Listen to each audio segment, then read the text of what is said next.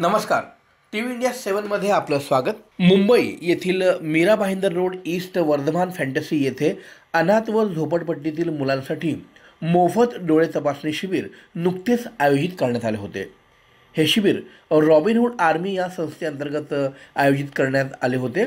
Doctor Ganesh मुंजावळे यांनी डोळे तपासणी करून आवश्यक त्या मुलांना मोफत चष्मे वाटप करण्यात आले. मुले व वृद्धांसाठी मोफत जेवणाची व्यवस्था देखील या संस्थेमार्फत करण्यात आली होती, अशी माहिती आमचे प्रतिनिधी मनोज चौधरी यांनी दिली आहे.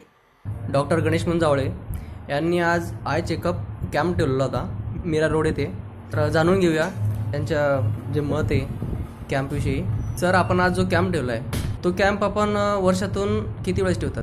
माझ्या अनुभवानुसार आम्हाला पहिला कॅम्प होता आणि हा कॅम्पचं वैशिष्ट्य असं होतं की हे रॉबिनहूड आर्मीतर्फे मॅनेज केलेलं होतं. ओके. रॉबिनहूड आर्मीने आम्हाला अप्रोच केलं करामती फाउंडेशनला आणि रिक्वेस्ट सांगितलं की हे जे लोक असतात डिस्प्लेस असतात, वेगवेगळ्या ठिकाणी काम करतात, लेबर वर्क करतात, त्यांची मुलं बाळं आणि त्यांचे सर्व कुटुंब रस्त्यावर राहतात. अशा लोकांना कोण बघेल? तरी रॉबिनहूड आर्मी नावाचं एक संघटन आहे, ते यांना मदत करतं. तर आम्ही त्या अनुषंगाने तेथील मुलांना, तेथील माणसांना सगळ्यांना डोळ्याचं चेकअप केलं.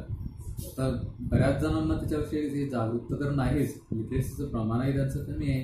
त्याच्यामुळे आणि काही अनकॉपरेटिव्ह पोरं असल्यामुळे विजन चेक करायलाही प्रॉब्लेम येत होते. प्रत्येक बोलायलाही लाजायचे, नवीन ठिकाणी आल्यासारखे.